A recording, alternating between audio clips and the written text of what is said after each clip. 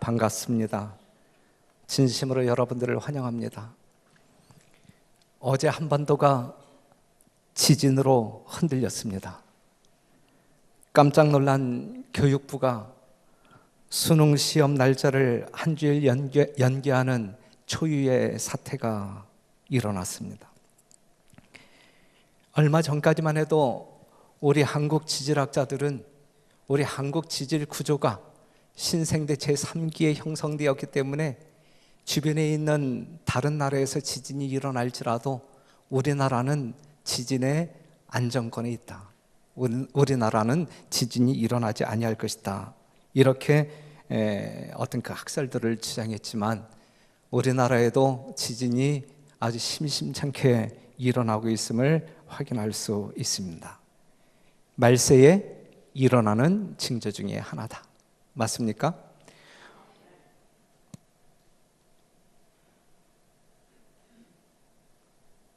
우리가 누가복음 21장 11절에 있는 말씀을 보면 처처에 큰 지진과 기근과 온역이 있겠고 또 무서운 일과 하늘로서 큰 징조들이 있으리라 그랬어요. 말세의 징조 가운데 지진이 있을 것이다. 이러한 지진을 우리가 목격하면서 경험하면서 이 세상이 어찌 될까 우리는 생각해 봅니다. 미국이 또 유엔이 전 세계가 북한의 김정은이에게 제발 그러지 마라고 달래기도 하고 협박도 하지만 그는 멋대로 살아가고 있어요. 그의 그러한 모습을 보게 될 때 이 세상은 어찌 될까 심히 염려스럽습니다. 럭비공처럼 어디로 튈지 모르는 트럼프가 세상 방방곡곡을 돌아다니면서 뭘 하는지 잘 모르겠어요. 이 세상은 어찌 될까 궁금합니다. 여러분들이 생각하실 땐 이 세상이 어찌 될 거라 생각되어지십니까? 성경은 이 세상이 어찌 될 것이라 말하고 있는지 살펴보아야 될 것입니다. 오늘부터 우리는 3일 동안 예언을 공부합니다. 아모스 3장 7절에 있는 말씀을 보면 주 여호와께서는 자기의 비밀을 그종 선자들에게 보이지 아니하시고는 결코 행하심이 없으시리라. 마태복음 24장 25절 다 같이 시작. 보라, 내가 너희에게 미리 말하였노라. 요한복음 14장 29절에 있는 말씀 보면 이제 일이 이루기 전에 너희에게 말한 것은 일이 이룰 때에 너희로 믿게 하려 함이라 그랬어요. 하나님은 어떠한 일을 행하시기 전에 미리 말씀하신다. 이것을 예언이라고 합니다. 하나님께서 미리 말씀하시는 이유는 무엇일까? 그것은 너희로 믿게 하려 함이라. 하나님을 믿게 하려 함이라. 그리함으로 말미암아 우리가 구원받도록 하기 위하여 살리기 위하여 예언을 주셨다라고 하는 사실이죠. 종말까지의 모든 일들을 우리 하나님께서는 미리 말씀하여 주셨고 미리 말씀하신 우리 하나님은 말씀 그대로 행하십니다. 문자 그대로 말씀 그대로 행하신다라고 하는 사실을 우리는 확인할 수 있어요. 이번 기간에 저는 다니엘서 2장과 다니엘서 7장과 요한계시록 13장을 통해서 하나님께서 특별히 이 시대를 살아가고 있는 우리들에게 꼭 하고 싶은 말씀이 무엇인지 여러분들과 함께 살펴보려고 합니다. 오늘은 다니엘서 2장, 다니엘서 2장을 통해서 이 세상은 어찌 될까? 이 부분에 대한 성서적인 답을 여러분과 제가 함께 찾도록 하겠습니다. 그러면 다니엘서, 여러분들이 가지신 성경 다니엘서 2장 1절에 있는 말씀을 보면 느부갓네살이 위에 있은 지 2년의 꿈을 꾸고 그로 인하여 마음이 번민하여 잠을 이루지 못한지라 그랬어요.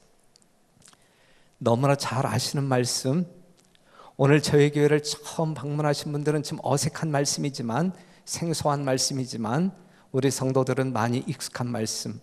하지만 우리 모두가 다시 한번 말씀을 상고하고 우리의 신앙을 북돋는 견고케 하는 귀한 시간이 되기를 간절히 바랍니다.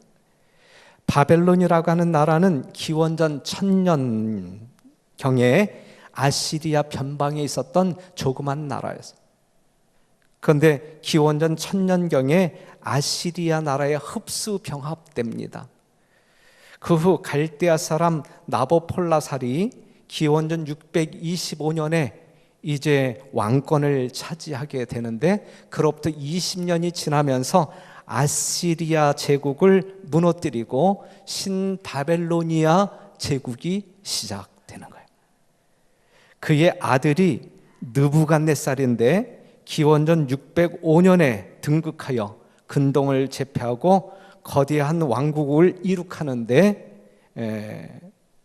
제위 2년에, 즉 603년에 꿈을 꾸게 되는 것이 이 다니엘서 2장의 시작이라고 볼 수 있어요.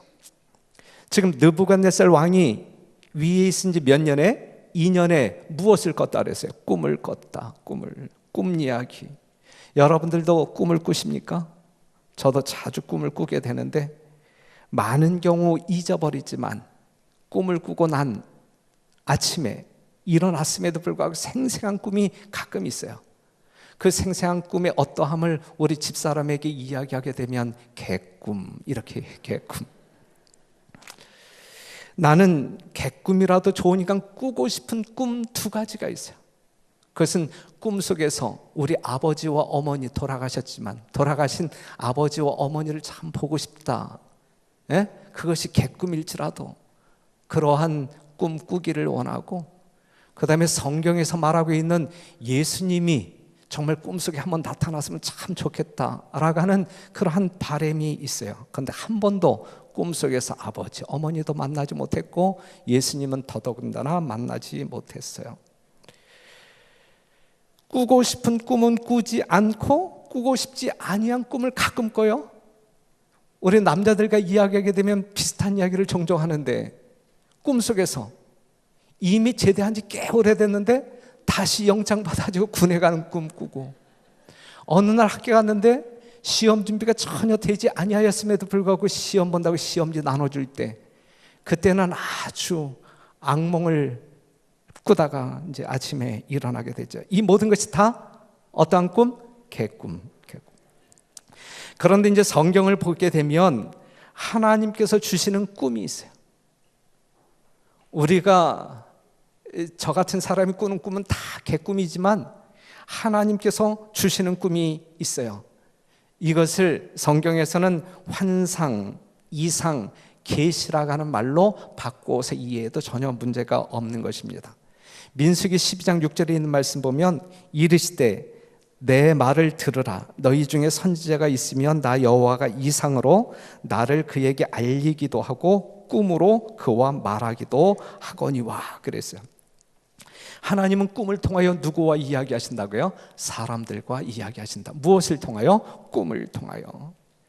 느부갓네살이 꾼 꿈은 하나님께서 주신 꿈일까요? 느부갓네살이 꾼 꿈은 개꿈일까요? 아니면 하나님께서 주신 꿈일까요? 하나님께서 주신 꿈이다. 그런데 아침에 일어나 보니까 기억이 돼요? 기억이 되잖아요. 전혀 기억나지 않았어요. 그렇다고 하면 하나님께서 느부갓네살 왕에게 꿈을 주었는데 그 꿈을 기억나지 않게 한 것은 누구예요? 마귀예요? 아니면 하나님이에요? 전 느부갓네살이 꿈을 꾸었잖아요. 그렇죠? 그런데 여러분들이 생각할 때 분명 하나님께서 주신 꿈이라고 지금 말씀하셨잖아요. 그런데 일어나 보니 그 꿈을 전혀 기억하지 못하잖아요. 그 꿈을 기억하지 못하게 하는 것은 하나님이실까 아니면 마귀일까? 이 하나님이시다. 그럼 여러분들이 알고 있는 하나님은 줬다가 도로 빼앗는 하나님이에요? 지금 느부갓네살의 꿈을 주었다 도로 뺏었잖아요. 그렇죠? 하나님은 주었다가 도로 뺏는 하나님? 그건 아닌 것 같아요? 그럼 여기에 분명한 섭리가 있을까요? 분명한 섭리가 있을 것 같아요. 분명한 섭리가 있을 것 같아요. 하나님은 줬다가 빼앗는 분이 아니고 모든 것을 주시는 분이다. 자기 아들을 아끼지 아니하시고 우리 모든 사람을 위하여 내어주시니가 어찌 그 아들과 함께 모든 것을 우리에게 은사로 주지 아니하시겠느냐 그러세요. 오해하지 말게 되시기를 바라요. 우리 하나님은 빼앗는 분 아니고 모든 것을 우리에게 주시기를 원하시는 분이시다. 그렇다고 하면 꿈을 꾸게 하셨다가 그것을 잊어버리게 하시는 하나님의 섭리가 무엇일까? 하나님의 섭리가 무엇일까?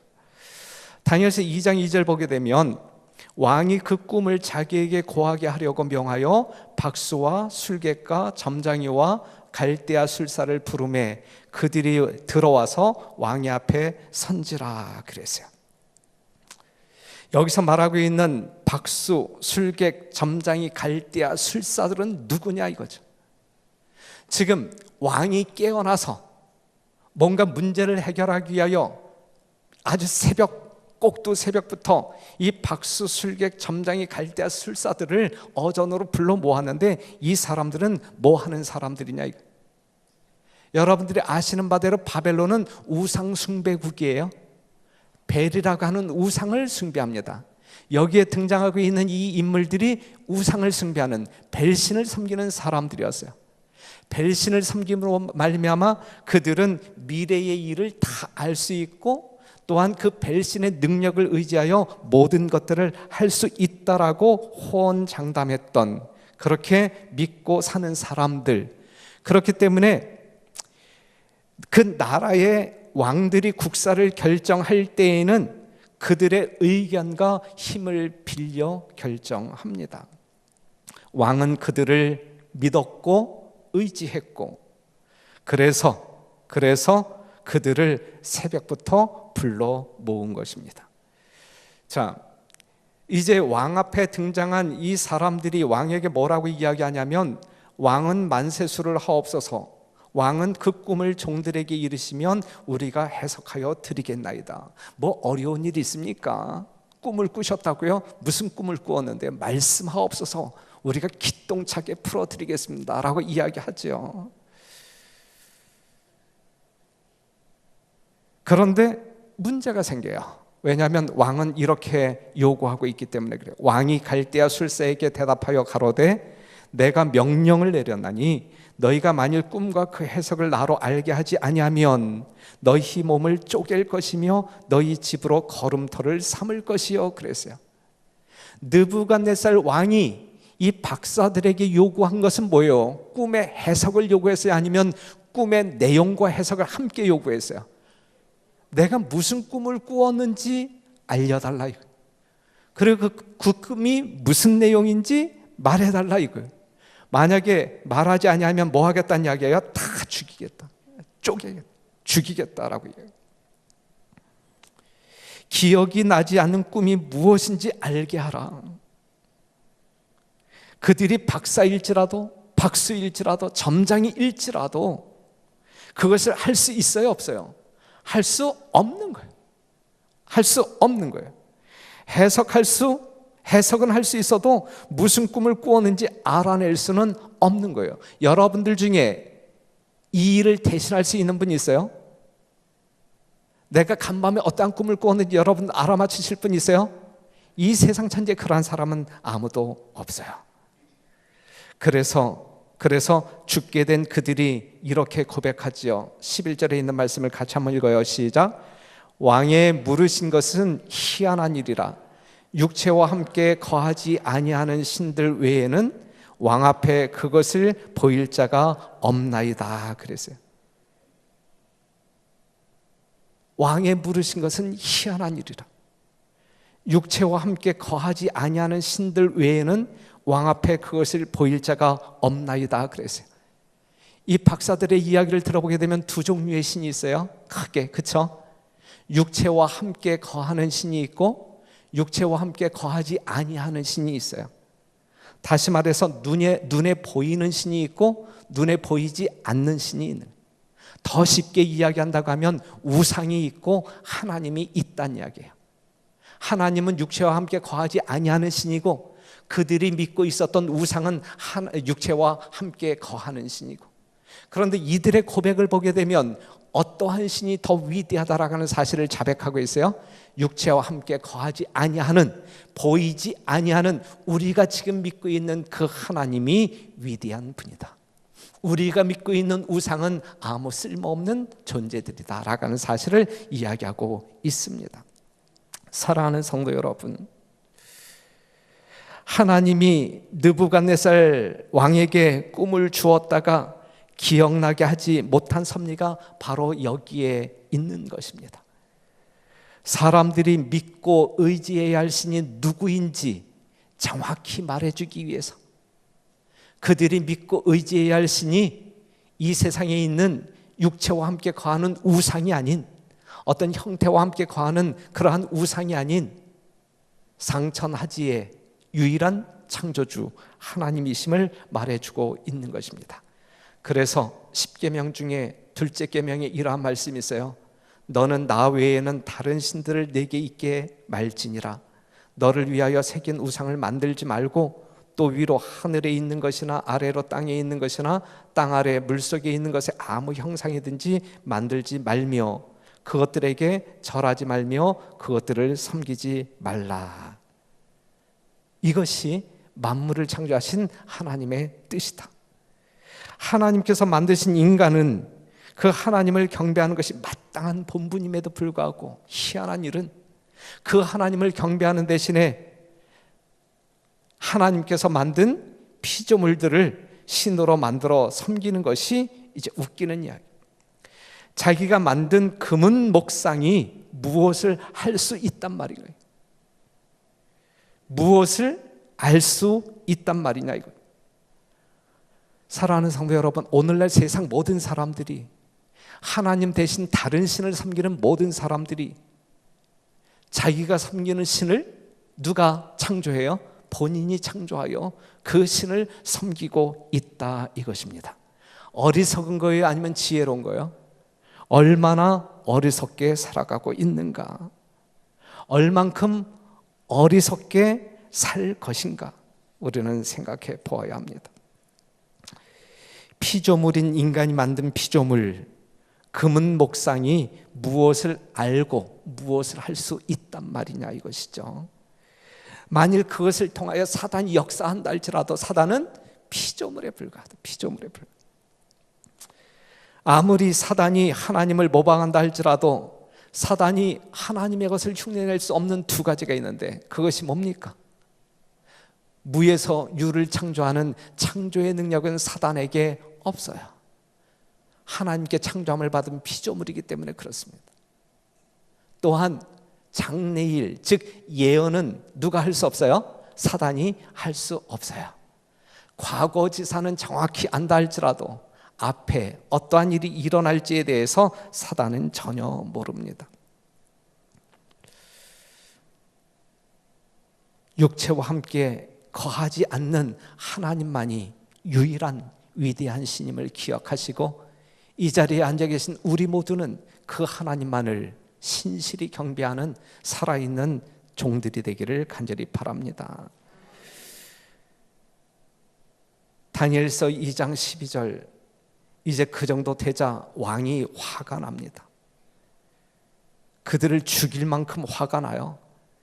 왕이 이로 인하여 진노하고 통분하여 바벨론 모든 박사를 다 멸하라 명하니라. 왕의 명령이 내림에 박사들은 죽게 되었고 다니엘과 그 동무도 죽이려고 찾았더라. 모든 박사들을 죽이라고 하는 명령, 이 명령이 떨어질 때 누가 등장하냐면 다니엘이라고 하는 사람이 등장합니다. 다니엘이라고 하는 사람이 등장하면서 전세는 반전이 일어나요. 다니엘은 어떠한 사람이에요? 하나님의 사람.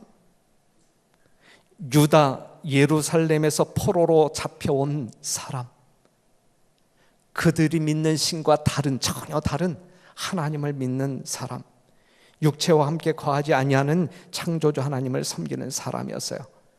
그가 누구 앞에 나아가죠? 느부갓네살 왕 앞에 나아갑니다. 다니엘이 들어가서 왕께 구하기를 기한하여 주시면 왕에게 그 해석을 보여드리겠나이다. 그래서 이것이 만용일까 아니면 용기일까? 지금 기라성 같은 수많은 박사들도 해결하지 못한 왕의 문제를 하룻강아지 법무서운 줄 모르고 다니엘이 누구 앞에 나아가서, 더군다나 이방인 다니엘이 누구 앞에 나아가서, 느부갓네살 왕 앞에 나아가서 시간만 주신다고 하면 박사들이 해결하지 못한 그 문제 제가 해결하겠습니다 라고 이야기하고 있는 것이거든요. 이것이 만용일까 아니면 용기일까? 용기라고 하면 무엇 때문에 이러한 용기의 사람이 되었을까? 사랑하는 성도 여러분, 이것은 분명 만용이 아닌 용기임에 틀림이 없습니다. 누구 백 믿고 까부는 거예요? 하나님 백 믿고. 그는 하나님을 신실히 믿는 사람이었어요. 박사들이 해결하지 못하는 문제이지만 하나님께 기도하면 분명 이 문제를 해결해 주실 거라고 하는 믿음을 가진 이 다니엘이 왕 앞에 나아가 시간을 요청합니다. 시간하여 주시면. 그래서 시간을 얻어가지고 집에 돌아와서 그의 친구들과 함께 뭐 해요? 하나님의 백성들의 가장 큰 힘은 뭐예요? 하나님을 믿고 뭐 하는 거예요? 기도하는 거예요. 집에 돌아가서 그가 기도하죠. 그의 세 친구들과 함께 기도합니다. 그랬을 때에 이에 이 은밀한 것이 밤의 이상으로 다니엘에게 나타나 보임에 다니엘이 하늘에 계신 하나님을 찬송하니라. 기도의 응답을 받아요. 누가 꾸었던 꿈을, 느부갓네살 왕이 꾸었던 꿈을 누가 주신 꿈이에요? 그게 하나님께서 주신 꿈이기 때문에 하나님께서 다니엘에게도 똑같은 꿈을 주실 수 있는 거예요. 주실 수 있는 거예요. 하나님만이 하실 수 있는 거예요. 하나님만이 하실 수 있는 거예요. 그가 그 은밀한 것을 알게 되었을 때, 하나님께로부터 얻게 되었을 때에 그 하나님, 정말 이루 말할 수 없는 능력, 또한 기도를 응답하시는 그 하나님께 감사하면서 찬송할 수 있었어요. 하나님께로부터 답을 얻은 다니엘이 다시 왕 앞에 나아갑니다. 이에 아리옥이 다니엘을 데리고 급히 왕의 앞에 들어가서 고하되 내가 사로잡혀온 유다 자손 중에서 한 사람을 얻었나이다. 그가 그 해석을 왕께 아시게 하리이다. 왕이 대답하여 벨드사살이라 이름한 다니엘에게 이르되 내가 얻은 꿈과 그 해석을 내가 능히 내게 알게 하겠느냐? 다니엘이 왕 앞에 대답하여 가로되 왕의 물으신 이 은밀한 것은 박사나 술객이나 박수나 점장이가 능히 왕께 보일 수 없으되 세상에 아무리 지혜롭고 학식이 많은 사람이라 할지라도 이 문제를 풀 수 있는 사람은 아무도 없다. 오직 은밀한 것을 나타내실 자는 하늘에 계신 하나님이시라. 그가 느부갓네살 왕에게 후일에 될 일을 알게 하셨나이다. 왕의 꿈, 곧 왕이 침상에서 뇌 속으로 받은 이상은 이러하니이다. 그랬어요. 사랑하는 성도 여러분, 이러한 하나님이 여러분들의 하나님 되심에 대하여 크게 감사하시길 간절히 바랍니다. 이러한 하나님이 이 세상을 지배하시고 우리와 함께 계신다라고 하는 사실 앞에서, 믿음 앞에서 용기 백배한 삶을 살게 되시기를 간절히 바랍니다. 꿈을 꾸게 하신 분은 하나님, 그 꿈을 통하여 느부갓네살에게 알려주고 싶은 무언가가 있었어요. 그렇죠? 여러분들에게 알려주고 싶은 무언가가 있어서 느부갓네살을 통하여 꿈을 주신 거예요. 느부갓네살 왕에게 무언가를 알려주고 싶어 하시는 우리 하나님께서는 오늘 이 자리에 앉아 계신, 특별히 이 마지막 시대를 살아가고 있는 우리들에게 무언가를 알려주고 싶어서, 정말 여러분들을 구원하고 싶은 무언가를 알려주고 싶어서 이 꿈을 허락하셨다라고 하는 사실, 우리는 그것이 무엇인지 알고 싶어서 오늘 이 자리에 앉아 있는 것입니다. 그렇다면 무엇을 알게 하시려고 꿈을 통하여 말씀하셨을까? 왕이여, 왕이 한 큰 신상을 보셨나이다. 자 보세요. 느부갓네살은 간밤에 잠을 이루지 못할 정도의 번민한 꿈을 꾸었어요. 그런데 새까맣게 잊어버렸어요. 그런데 이 다니엘의 기도로 응답받아서 그 꿈을 이제 왕 앞에 설명할 때, 자 새까맣던 전혀 기억이 나지 않았던 이 느부갓네살 왕이, 이 다니엘이 나타나서 왕이여, 왕이 한 큰 신상을 보셨나이다, 요 이야기할 때 정말 하나도 보이지 않았던 느부갓네살 뇌리에 이제 안개 자욱한 속에서 뭔가 신상 같은 것이 쫙 보이는 듯한 그것이 느껴지지 않았을까요? 그래서 무릎을 탁 치고 맞다, 그 다음이 뭔데? 그 다음이 뭔데? 거기까지는 생각나는데 그 다음이 뭐냐? 그 신상이 왕의 앞에 섰는데 크고 광채가 특심하며 그 모양이 심히 두려우니 그 우상의 머리는 정금이 점점 선명해져. 새까맣게 잊어버렸던 느부갓네살 뇌리에 이제 꿈이 되살아나는데 점점 선명해지고 있어요. 가슴과 팔들은 은이요, 배와 넓적다리는 노시요, 그 종아리는 철이요, 그 발은 얼마는 철이 얼마는 진흙이었나이다. 그래. 이러한 꿈이 생생하게 기억났어요. 또 왕이 보신즉 사람의 손으로 하지 아니하고 뜨인 돌이 신상의 철과 진흙의 발을 쳐 부서뜨리매 때에 철과 진흙과 녹과 은과 금이 다 부서져 여름 타작마당에 겨같이 되어 바람에 불려 간 곳이 없었고 우상을 친 돌은 태산을 이루어 온 세계에 가득하였나이다. 느부갓네살이 무릎을 착해서 치지 않았겠어요? 맞다, 바로 그거였어. 하나님께서 나에게 보여주신 꿈이 내가 잠을 이루지 못할 정도로 아주 인상 깊은 꿈이 바로 그거였어. 사랑하는 성도 여러분, 도대체 이게 뭘까? 도대체 이것이 뭘까? 하나님께서는 정말 느부갓네살에게 뭔가 알려주고 싶은 메시지가 있어서 이 꿈을 꾸게 하셨나요? 특별히 이 마지막 시대를 살아가고 있는 여러분들에게 무언가 알려주고 싶은 것이 있어서 이 꿈을 꾸게 하셨는데, 이 꿈의 내용은 바로 이러한 것인데 도대체 이게 뭐냐? 도대체 이게 뭐냐? 무엇을 의미하는 것일까? 하나님의 말씀임에 틀림이 없는데 하나님의 말씀은 정확히 이해해야 합니까? 하나님의 말씀은 우리가 정확히 이해해야 합니까? 왜요? 그것이 우리의 영원한 생사와 관련이 있기 때문에 그래요. 하나님의 말씀을 엉뚱하게 풀어서는 우리는 엉뚱한 길을 갈 수밖에 없는 것이고, 성경에서 아무리 골백 번 영생이 약속되었다 할지라도 그 영생을 얻을 수가 없는 거예요. 그렇기 때문에 하나님의 말씀은 아무리 사소한 것일지라도 성경적으로 하나님이 의도하신 대로 정확히 이해해야 하는 것입니다. 그리할 때 우리는 하나님과 같은 백성이 될 수 있고 영원한 생명을 얻을 수가 있는 것입니다. 그래서 우리 하나님께서는 여러분들에게 이렇게 권면하고 있어요. 먼저 알 것은 경의 모든 예언은 사사로이 풀 것이 아니니 예언은 언제든지 사람의 뜻으로 낸 것이 아니요 오직 성령의 감동하심을 입은 사람들이 하나님께 받아 말한 것임이니라. 하나님의 말씀을 사사로이 풀어서는 안 된다. 사사로이 풀어서. 요한계시록 22장 18절에 있는 말씀을 보면 내가 이 책의 예언의 말씀을 듣는 각인에게 증거하노니 만일 누구든지 이것들 외에 더하면 하나님이 이 책에 기록된 재앙들을 그에게 더하실 터이요 만일 누구든지 이 책의 예언의 말씀에서 제하여 버리면 하나님이 이 책에 기록된 생명나무와 및 거룩한 성에 참여함을 제하여 버리시리라 그랬어요. 하나님께서 우리에게 말씀을 주셨는데 이 말씀이 없는 것을 더할 때 우리가 구원받을 수 있다는 이야기, 없다는 이야기예요? 구원받을 수 없다는 이야기. 하나님의 말씀에 분명히 있는데 그것을 빼고 이해할 때에 구원받을 수 있다는 이야기, 없다는 이야기예요? 없다는 이야기. 우리가 성경을 이해할 때에 사사로이 풀어서도 구원을 잃어버릴 수 있고, 성경에 없는 것을 더하거나 있는 것을 빼게 될 때에 우리는 생명의 길을 찾지 못하고 방황하다가 우리가 잃어버려질 수 있다라는 사실.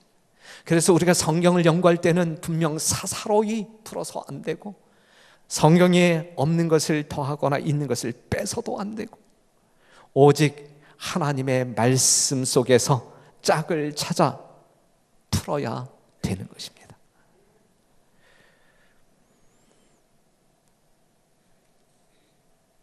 다니엘서 2장 36절에 있는 말씀 보면 그 꿈이 이러한즉 내가 이제 그 해석을 왕 앞에 진술하리이다.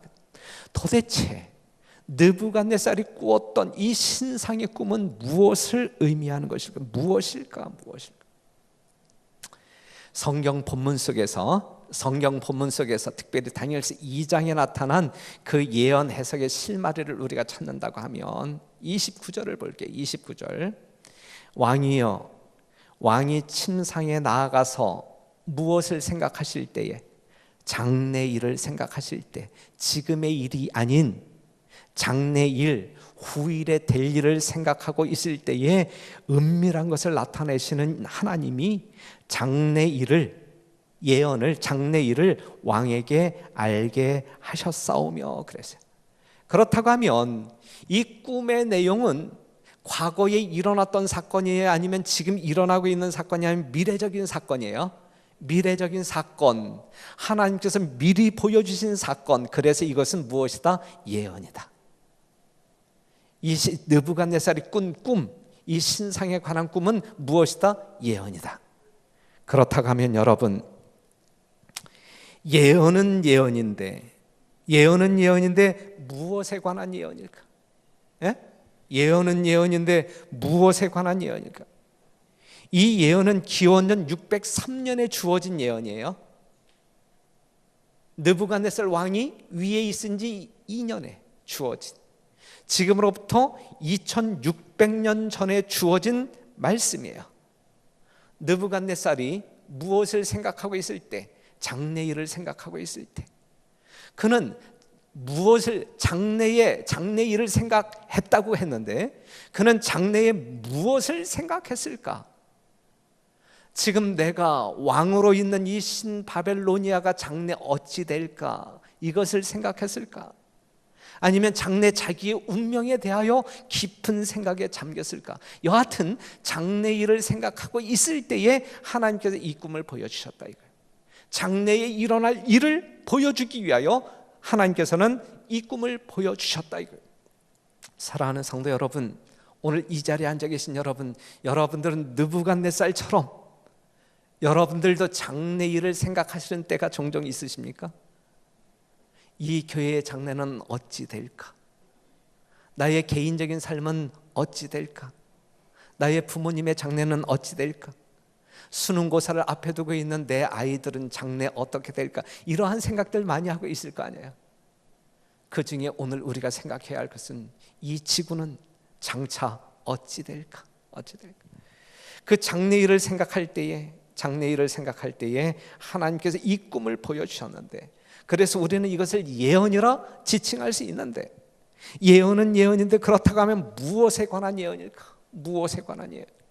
이 신상이 예언임에 틀림이 없는데, 앞으로 일어날 사건임에 틀림이 없는데, 그럼 무엇에 관한 예언일까요? 무엇에 관한 예언? 39절에 있는 말씀을 보게 되면 왕의 후에 왕만 못한 다른 무엇이 나라가 일어날 것이, 셋째로 또 녹같은 무엇이 나라가 일어나서 온 세계를 다스릴 것이며. 예언은 예언인데 뭐에 관한 예언이에요? 나라에 관한 예언이에요. 나라에 관한 예언. 여기까지의 해석은 정확하죠? 성서적인 해석이에요. 분명 예언이고, 이 예언은 나라에 관한 예언이. 그렇다면 어떠한 나라들일까? 금으로 표상되어진 나라는 어떠한 나라이고, 가슴과 팔로, 은으로 표상되어진 가슴과 팔은 어떠한 나라이고, 이 노수로 표현되어진 이 배와 넓적다리는 어떠한 나라이고, 철로 표상되어진 다리는 어떠한 나라냐?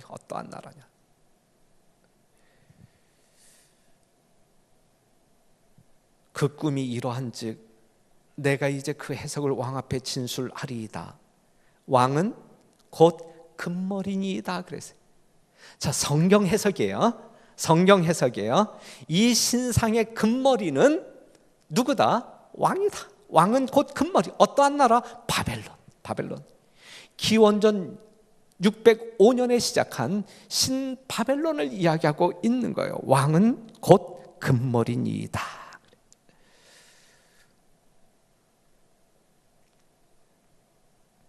금머리는 어떠한 나라? 바벨론. 바벨론. 그렇다고 하면 하나님께서는 이 바벨론을 왜 금으로 묘사했을까? 이미 이 예언이 주어지기 전에도 이 바벨론 나라는 금과 연관되어진 표현으로 성경 가운데 표기되었음을 볼 수가 있는데, 예레미야 51장 7절에 있는 말씀을 보게 되면 바벨론은 여호와의 수중에 온 세계로 취케하는 무엇이라? 금잔이라. 바벨론은 금잔이라. 금잔. 왜 하나님께서는 바벨론을 금으로 묘사했을까? 바로 이러한 이유 때문에. 고대 역사가 헤로도투스가 느부갓네살이 죽은 지 1세기 후에 바벨론을 방문하였는데 그때까지 많은 금이 남아있는 것을 발견하였다. 신전, 제단, 사당 등 모든 것이 귀중한 금으로 입혀져 있었다. 바벨론은 무엇이 풍부했던 나라? 금이 풍부했던, 그리고 금을 즐겨 사용했던 나라. 그렇기 때문에 금으로 표상되어진 머리는 바벨론. 바벨론은 금으로 표상되어졌다 이거예요. 그런데 금으로 표상되어진 이 바벨론이라고 하는 나라의 운명이 영원할 것이냐? 정말 이 느부갓네살이 다스리는 이 바벨론 나라가 영원히 지속될 것이냐? 성경 예언을 보게 되면 이 바벨론은 영원한 나라가 되지 못하고 무너질 것이다 라는 예언이 있어요. 그러면 이 세상 역사 가운데 이 바벨론이라고 하는 나라가 정말 무너졌느냐? 무너졌. 39절에 있는 말씀을 보면 왕의 후에 왕만 못한 다른 나라가 일어날 것이요 그랬어요. 어떠한 나라? 은나라. 은이 금보다 못한 것처럼 왕보다 못한 다른 나라가 일어날 것이요 그랬는데, 그렇다고 하면 바벨론 나라를 부셔버리고 몰락시키고 이 근동을 제패한 은나라는 어떠한 나라냐? 어떠한 나라? 가슴과 팔로 묘사되어진 이 은나라는 메데 페르시아 나라를 이야기하고 있는 것입니다. 왕의 후에 왕만 못한 나라, 바벨론이 무너지고 다른 나라가 그 자리를 대신할 것임을 이야기하고 있어요. 바벨론은 영원히 서지 못하고 정복당할 것임을 이야기하고 있어요.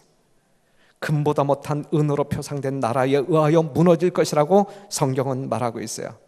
가치에 있어서 음이 금보다 못하지만 강도에 있어서는 강하다. 강도에 있어서는. 문화 또는 문명에 있어서는 바벨론보다 못하지만 더 큰 힘의 군사력을 가지고 바벨론을 몰락시킵니다. 이것이 누구의 예언이에요? 느부갓네살을 통하여 주신 하나님의 예언이다. 하나님의 예언인데 하나님의 말씀 그대로 이루어졌는가? 우리가 역사를 살피게 될 때에 하나님께서 2600년 전에 주신 이 예언의 말씀이 그 역사 그 시대에 정확히 문자 그대로 성취되었음을 확인할 수 있어요. 바벨론을 정복한 나라는 가슴과 팔. 여러분들이 웃긴다라고 생각할지 모르지만 팔이 몇 개예요? 팔이 2개. 그렇기 때문에 바벨론 나라를 무너뜨리고 이 근동을 제패할 나라는 단일 국가에 의하여 바벨론이 무너지는 것이 아니라 2개의 연합국에 의하여 무너질 것을 성경은 예시하고 있는데, 정말 역사 속에서 바벨론을 무너뜨린 나라가 연합국에 의하여 무너졌느냐 아니면 단일 국가에 의하여 무너졌느냐라고 이야기할 때 분명 바벨론을 무너뜨린 나라는 메디아 나라 한 나라도 아니고 페르시아라고 하는 나라 한 나라도 아니고 메디아 페르시아의 연합국에 의하여 바벨론이 무너졌다라고 하는 사실을 분명하게 확인할 수 있는 것이거든요. 하나님의 말씀이 문자 그대로 역사 속에서 성취되었음을 우리는 확인할 수 있는 것입니다. 이것이 하나님의 예언. 신비스럽지 않습니까? 더욱이 우리 일반적으로 생각할 때, 일반적으로 볼 때에 2팔 중에 강한 팔이 있고 약한 팔이 있잖아요. 그렇죠? 바벨론 나라를 무너뜨린 나라가 메디아와 페르시아 연합국에 의하여 무너지지만 두 연합국 중에서 강한 나라가 있고 약한 나라가 있음을 보여주고 있는 것인데, 처음에는 메디아라고 하는 나라가 강성했지만 정말 긴 시간 동안 페르시아가 훨씬 더 강대한 나라로 균형을 이렇게 언밸런스하게 유지하고 갔던 것입니다. 그렇다고 하면 하나님은 그 나라를 왜 은으로 표상하셨을까? 왜 은으로 표상하셨을까? 마치 은이 가치에 있어서 금보다 못한 것처럼 그 다음 번에 세계적인 왕국이 되었던 메데파사는 부와 영화에 있어서 바벨론보다 못하였다. 그러나 바사는 무엇이 많기로? 은이 많기로 유명했다. 메데파사 제국에서는 최초로 각종 세금을 은으로 지불했다. 그러므로 둘째 번 제국의 왕은 은으로 심히 부유해졌다. 그 제국은 주전 539년부터 332년까지 약 200년간 계속되었다. 그랬어요. 사랑하는 성도 여러분, 바벨론이 메데 페르시아에 의하여 무너집니다. 그런데 메데 페르시아는 또 영원히 존속할 것입니다. 성경 예언을 보게 되면 무너질 것이다. 성경 예언은 메데 페르시아도 무너질 것이다. 셋째로 또 녹 같은 나라가 일어나서 온 세계를 다스릴 것이며, 그래서 바벨론을 무너뜨린 메데 페르시아도 영원히 패권을 유지하지 못합니다. 녹 같은 나라가 등장하여 페르시아를 무너뜨리고 근동을 제패하게 됩니다. 이 나라는 어떠한 나라일까? 놋으로 표상되어진 배와 넓적다리, 분명 나라인데 이 나라는 어떠한 나라일까? 그것은 페르시아를 물리치고 근동을 제패한 그리스, 다른 말로 헬라 나라임을 우리는 잘 압니다. 알렉산더가 통치했던 헬라, 그 나라는 그리스. 왜 하나님께서는 놋으로 묘사했을까?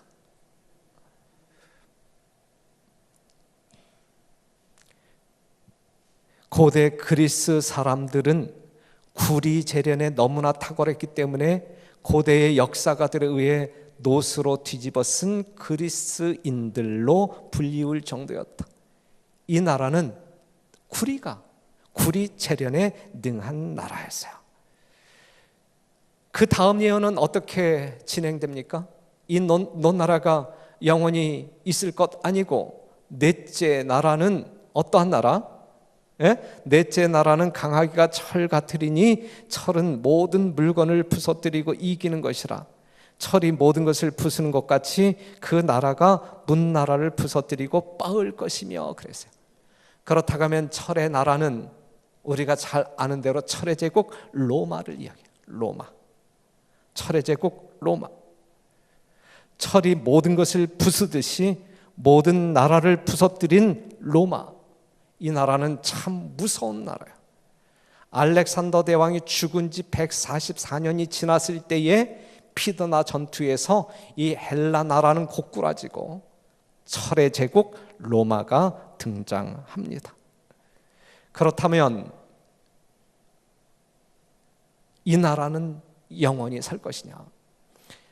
로마는 500년 이상이나 거의 정복되지 않을 것처럼 보였다. 로마의 깃발은 영국의 도서에서 아라비아만까지, 북해에서 사하라 사막까지, 대서양에서 유프라테스 강까지 펄럭였다. 노란 글씨, 로마의 힘에 저항하는 일은 죽음을 의미했고 거기서 벗어나기란 불가능했다. 그래서요, 이만큼 강대한 나라, 이만큼 온 세계를 지배했던 나라, 결코 해가 지지 아니할 것처럼 보였던 이 나라가 영원히 지속될 것이니, 성경 말씀을 보게 되면 이 성경 말씀을 이러한 역사가 일어나기 훨씬 전에 주어진 하나님의 예언을 통하여 보게 될 때 이 나라는 이 나라도 무너질 것이다. 정말 인간적인 안목으로 볼 때는 결코 무너질 수 없는 나라처럼 보이지만 하나님께서 주신 예언에 비추어 볼 때는 이 나라도 무너질 것이다 라고 하는,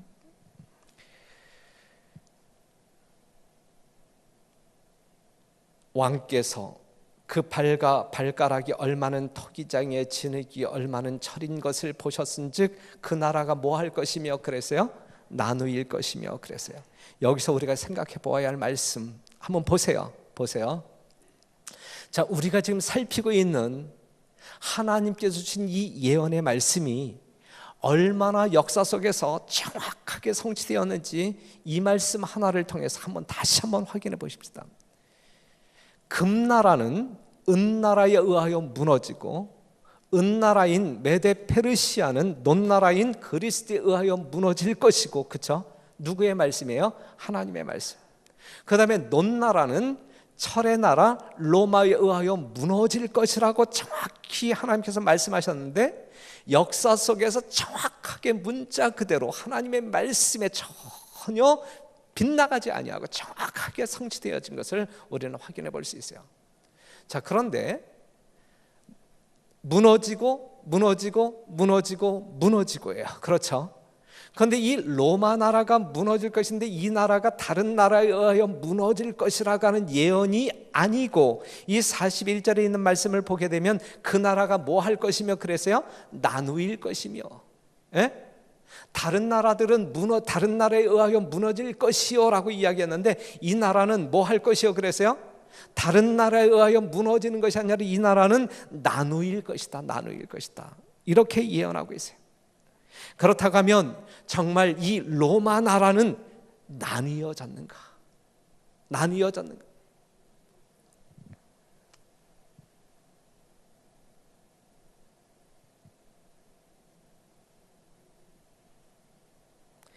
여러분들이 아시는 바대로 로마는 동로마와 서로마로 분열됩니다. 그리고 게르만 민족의 이동으로 말미암아 이 나라가 나뉘어져요. 발가락이 몇 개예요? 그것은 무엇을 예시하고 있냐면, 이 로마 나라가 나누일 것인데 정확히 몇 개의 나라로 나누일 것이다는 이야기예요. 10개의 나라로 나누일 것이다 라는 예언적 암시가 있는 것입니다.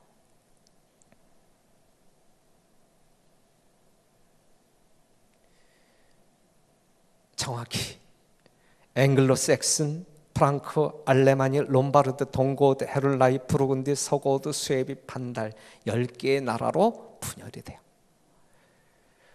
무너지지 아니하고 분열되어짐으로 말미암아 망하는 나라가 바로 이 로마 나라입니다. 오늘날 유럽을 이루고 있는 영국, 프랑스, 독일, 스위스, 포르투갈. 그런데 42절에 있는 말씀을 보게 되면 그 발가락이 얼마는 철이 얼마는 진흙인지, 그 나라가 얼마는 든든하고 얼마는 부서질 만한 것이며 그래서 로마 나라가 동로마와 서로마로 나뉘어지면서 또한 10개의 발가락 10개의 나라로 나뉘어진 직후에 이 말씀을 보게 되면 그 중에는 철처럼 강한 나라가 있고 흙처럼 연약한 나라가 있고, 어떤 나라는 부서질 만한 것이며 그랬어요. 부서질 만한 나라가 있다.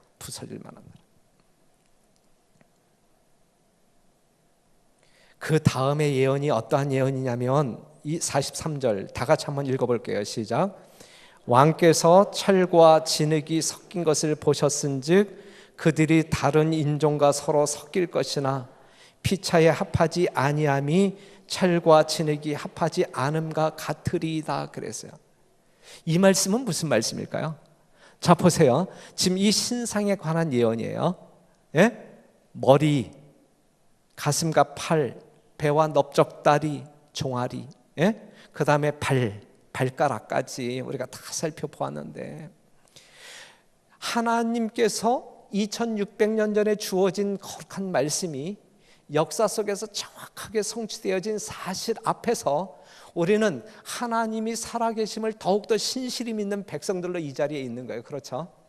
그 다음에 그러한 하나님을 신실히 믿지 못하는 사람들은 오늘 이 시간에 이 말씀이 제대로 이해되어진다고 한다고 하면 정말 이 세상, 이 우주를 주관하고 계신 살아계신 하나님이 계시다라고 하는 사실을 믿을 수 있어야 되는 거예요. 믿을 수 있어야 되는 거예요. 그 하나님을 믿음으로 말미암아 하나님께서 주시는 온갖 선물을 다 누리고 살아야 할 복받을 사람이 되어야 하는 거예요. 그 중에 영원한 생명을 우리가 얻을 수 있는 것이거든요. 그런데 이 43절에 있는 예언을 보게 되면 왕께서 철과 진흙이 섞인 것을 보셨은지 그들이 다른 인종과 서로 섞일 것이나 그랬어요. 이것은 분열되어진 이 로마 제국을 다시 재통일하기 위하여 수많은 시도가 있을 것이다라는 사실을 예언하고 있는 것이고, 그 재통합을 시도하는 그 과정 중에 인종이 섞인다, 피가 섞인다, 다시 말해서 뭔가 결혼 정책이 도입되어질 것을 보여주고 있는 것인데, 1차 대전 발발 당시 이 유럽 제국은 정말 서로 외사촌지간의 나라들이었거든요. 정확하게 성취되어짐을 볼 수가 있어요. 그런데 역사 속에서 수많은 사람들이 로마 제국이 분열된 이후에 그 분열되어진 이 왕국들을 다시 통합하여 하나의 나라로 만들기 위하여 수많은 노력들이 있었어요. 여러분들이 잘 아시는 대로 신성 로마 제국 샤를루 마뉴 대제가 29세에 황제가 되어 이전 로마의 영광을 되찾기 위해 8세기 후반과 9세기 초엽을 전쟁과 문예부흥으로 소모했으나 그의 죽음과 함께 나라는 새토막나고 말았다. 시도했지만 뭐 했어요? 실패했다. 시도했지만 실패했다. 카를 5세가 하나의 정부, 하나의 종교를 외치면서 재통합을 시도했지만 이 또한 실패했다. 프랑스 루이 14세가 짐은 곧 국가다 하면서 이 재통합을 시도했지만 그 또한 실패했다. 프랑스 나폴레옹, 여러분들이 잘 아시는 대로 나폴레옹은 이렇게 이야기해요. 5년 안에 나는 세계의 주인이 될 것이다. 온 유럽이 하나의 머리, 곧 하나의 황제 아래 있게 될 때까지 유럽에 결코 평화가 없을 것이다 그랬어요. 이러한 각오를 가지고, 이 각오의 마음을 가지고 재통합을 시도했지만 성공해요, 실패해요? 실패했다. 실패하는 것이 맞는 거예요, 아니면 성공하는 것이 맞는 거예요? 세상 사람들은, 정말 이렇게 시도했던 사람들은 뭔가 자신감이 넘쳐가지고 머지않아 이 유럽이 통합될 것이다, 그러한 기대감을 가지고 있는 노력 다 했지만 돼요, 안 돼요? 안 되는 것이거든요. 성경적으로 볼 때 이건 돼야 되는 거예요, 안 되는 거예요? 죽었다 깨어나도 안 되는 거예요. 안 되는 거예요. 결국 나폴레옹도 실패합니다. 그 후에 빌헬름 2세라든지 히틀러에 의하여 또다시 시도되지만 그들도 실패하고 말았다. 이것이 우연한 실패냐, 필연적인 실패냐, 아니면 우연한 실패? 이것이 우연한 실패인가? 이 엄청난 세력을 꺾은 주요 적대 세력은 누구였는가? 누가 그를 저지하고 저항하며 넘어뜨렸는가? 그 누구도 그 무엇도 아니다. 하나님이 분명히 직접 개입하셨다 그랬어요. 나폴레옹도 이렇게 증언해요. 나는 전능하신 하나님을 감당할 수 없었다 그랬어요. 철과 진흙이 섞였잖아요. 합하지 아니함이, 피차 합하지 아니함이. 그들이 수없이 수많은 시간을 들이고 수많은 피를 희생시켜 가면서 분열되어진 로마 제국을 재통합하기 위하여, 오늘날 유럽을 재통합하기 위하여 시도했지만 그들은 실패했다. 이것이 인간적인 실패인가?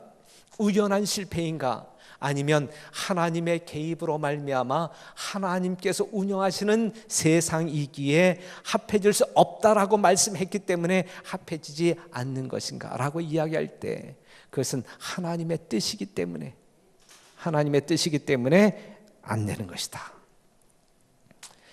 1993년 1월 유럽 대통령이 탄생했어요. 여러분들이 아시는 대로 이씨 28개 회원국으로 구성되어졌고 단일 통화, 유로화를 사용하고 있잖아요. 그렇다고 하면 여러분, 한번 여러분들이 이제 자신 있게 한번 이야기해봐요. 유럽 화폐, 유럽 법전, 유럽 대통령, 유럽 합중국 과연 탄생할까? 이러한 역사가 이 세상 가운데서 일어날까? 유럽이 통합할까? 여러분들의 대답은 뭐예요? 지금 우리가 다니엘서 2장을 공부할 때에 다니엘서 2장을 공부할 때 여기에 대한 이 질문에 대한 대답은 뭐예요? 오늘 처음 오신 분들이 한번 대답해 보실래요? 이 질문에 대한 대답은 뭐예요? 된다, 안 된다? 안 된다. 안 된다. 누구의 말씀이기 때문에?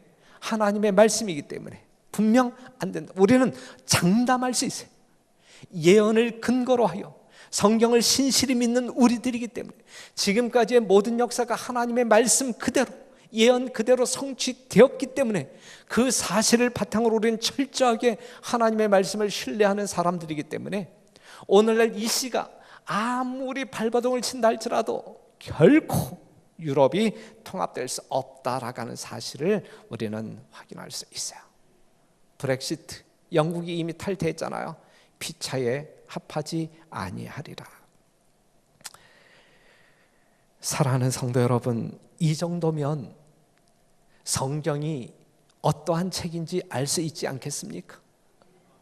정말 이 세상을 창조하신, 그리고 이 세상을 지배하고 계시는, 경영하고 계시는, 여러분들의 개인적인 삶을 돌보시고 운영하시는 하나님의 말씀이기 때문에 미리 주신 말씀이지만 하나님께서 친히 경영하시기 때문에 말씀대로 이루어지고 있는 이 세상, 우리는 이 세상 속에 살면서 하나님의 말씀의 성취를 목격하며 살고 있잖아요. 그렇죠? 그렇다고 하면 너무너무 분명한 것 아니겠습니까? 그 하나님을 신뢰하는 신실한 주의 종들이 되기를 간절히 바랍니다. 지금까지 하나님을 몰랐던 사람이라 할지라도 오늘 짧은 연구이지만, 짧은 부분이지만, 정말 미미한 부분이지만 하나님의 한 귀퉁이의 말씀 속에서 하나님의 살아계심을 정말 부인할 수 없는 이 역사적인 현장 속에서 여러분들이 하나님을 신뢰하고자 결심하는 마음을 갖는다고 하면 여러분들은 얼마나 복된 사람이 될 수 있을까? 그러한 모두가 되기를 간절히 바랍니다. 그런데 이러한 세상을, 이 세상 뒤에, 이 열국 다음에 이 분열되어진 이 유럽 제국이 존속하고 있는 그 시간 동안에 어떠한 역사가 일어나냐면, 이제 마지막 예언인데, 또 왕이 보신즉 사람의 손으로 하지 아니하고 뜨인 돌, 무엇이요? 뜨인 돌이 신상의 철과 진흙에 발을 쳐서 부서뜨림에 때에 철과 진흙과 놋과 은과 금이 다 부서져 여름 타작 마당에 겨같이 뛰어 바람에 풀려간 곳이 없었고 우상을 친 돌은 태산을 이루어 온 세계에 가득하였나이다 그랬어요. 이 신상은, 느부갓네살 왕이 보았던 이 신상은 이 세상을 이야기하고 있는 거예요. 이 세상의 역사를 이야기하고 있는 거예요. 바벨론 때로부터 지금까지 이어져 오고 있는 이 세상 역사, 이 지구성을 이야기하고 있는 거예요. 그런데 이 역사가 진행되고 있는 지금 이 시점에 뜨인 돌이 나타난다. 사람의 손으로 짓지 아니한 뜨인 돌이 나타나서 이 신상에 발을 치게 될 때에 이 신상이 가루가 되어 날아갈 거예요. 흔적조차 없어질 것이다 라고 하는 사실을 보여주고 있는 것이거든요. 그것은 지구의 종말을 예고하고 있는 거예요. 지구의 종말 사건을 이야기하고 있는 거예요. 지구의 종말은 무엇에 의하여 이루어질 것이다? 뜨인 돌에 의하여. 뜨인 돌. 그렇다고 하면 뜨인 돌에 의하여 이 지구의 종말이 이르러 올 것인데, 이 뜨인 돌은 무엇이냐? 뜨인 돌은 무엇이냐? 이것도 우리가 사사로이 풀어서는 안 돼요. 이 돌이 무엇일까? 이 돌이, 성경에선 이 돌을 무엇이라고 이야기하는지 찾아야 되는 것이거든요. 이 돌은 무엇인가? 우리가 베드로전서 2장 4절 보게 되면 다 같이 한번 읽어봐요. 시작. 사람에게는 버림바가 되었으나 하나님께는 택하심을 입은 보배로운 산돌이신 예수에게 나와. 성경에서 돌이 무엇이라고 이야기하고 있냐면 예수님, 예수님을 돌로 묘사하고 있어요. 돌이 표상하고 있는 것은 예수님을 이야기하고 있어요. 반석, 기초돌, 여기에서 말하고 있는 살아있는 돌이신 예수. 예? 무슨 말씀인지 아시겠어요? 그러니까 이 지구 역사의 끝을 가져오는 사건은 뜨인돌의 사건에, 뜨인돌에 의하여 이 지구의 종말이 이르러 온다라는 사실. 산돌이신 예수, 성경은 예수님을 반석 또는 산돌로 묘사하고 있는데, 이 뜨인돌은 특별히 어떠한 예수님을 이야기하고 있냐면 하늘로 승천하신 예수님이 다시 오시는, 재림하시는 예수님을 상징하고 있는 것입니다. 내가 너희를 위하여 처소를 예비하러 가노니 가서 너희를 위하여 처소를 예비하면 내가 뭐하여 다시 와서, 우리 예수님께서는 이 땅에 다시 오시겠다라고 약속하고 있어요. 성경에서 가장 많은 약속이 있다고 하면 예수님이 다시 오시겠다라는 약속이에요. 너희가 나를 믿으면 구원받는다라는 약속보다 훨씬 많은 약속이 내가 다시 오겠다라는 약속이에요. 신약성경 매 25절마다, 25장이 아닌 매 25절마다 내가 다시 오겠다, 다시 오겠다라고 약속하고 있는 것이거든요. 사랑하는 성도 여러분, 이 세상의 끝은 핵전쟁으로 인하여 오지 않아요. 김정은이가 핵폭탄을 수십 개 쏘아댄다 할지라도 이 세상의 종말은 핵전쟁으로 인하여 오는 것 아니고, 자원의 고갈로 인하여 오는 것 아니고, 환경오염으로 오는 것 아닙니다. 세상의 끝은 무엇으로 말미암아 이르러 오는 거예요? 예수님의 재림으로 말미암아 이르러 온다라는 사실이죠. 이 세상의 끝은 분명히 있습니까? 이 지구의 종말은 분명히 있습니까? 이 세상이 도대체 어찌 될까? 끝이 있다, 이거 끝이 있다. 지구의 종말이 있다. 그런데 그 지구의 종말은 예수님의 약속, 다시 오시는 사건, 예수님의 재림 사건으로 말미암아 이르러 온다라는 사실이죠. 이 열왕의 때에, 아직 유럽이 분열되어져 있는 그때에 하늘에 하나님이 한 나라를 세우시리니 이것은 영원히 망하지도 아니할 것이요 그 국권이 다른 백성에게로 돌아가지도 아니할 것이요 도리어 모든 나라를 쳐서 멸하고 영원히 설 것이라 그랬어요. 사랑하는 성도 여러분, 우리의 시대적 현주소는 어디냐 이거예요. 오늘을 살아가고 있는데 2017년 11월 16일을 우리가 살아가고 있는데 우리의 시대적 현주소는 어디이냐 이거예요. 유럽이 통일국가를 이루기 위해 발버둥치고 있지만 여전히 분리국가들로 존재하고 있어요. 지금이 바로 이 열왕의 때라. 바로 이러한 때에 하늘의 하나님이 한 나라를 세우실 것이다. 영원히 망하지도 아니할 한 나라를 세우실 것이다. 지금이 바로 그때입니다. 때를 분별하는 지혜가 여러분들에게 있게 되기를 간절히 바랍니다. 예수님의 재림으로 말미암아 이 세상은 끝나지만, 하나님을 모르는 세계는 끝나지만, 하나님을 모르는 사람들은 영원한 끝이지만, 하나님을 믿는 사람들에게는 새로운 시작이에요. 돌나라에 의하여 만들어진 영원한 세계, 하나님께서 친히 경영하시는 하늘나라, 이 나라의 새로운 시작을 의미하고 있는 것입니다. 여러분들은 끝을 맞이하시기를 원하십니까? 아니면 새로운 시작을 원하십니까?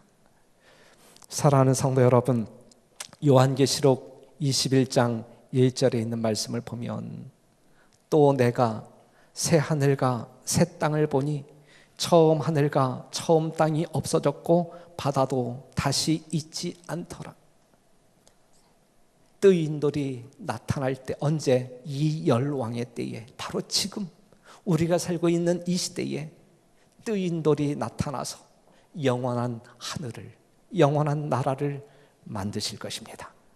저는 오늘 이 자리에 앉아 계신 여러분 모두가 정말 바로 그날이 여러분들의 인생의 끝이 아닌 새로운 세계의 새로운 출발, 그 시점으로 받아들이고 그날에 들어가고자 뭔가 이 마음 가운데 생각하고 결심하는 시간이 있게 되기를 간절히 바랍니다.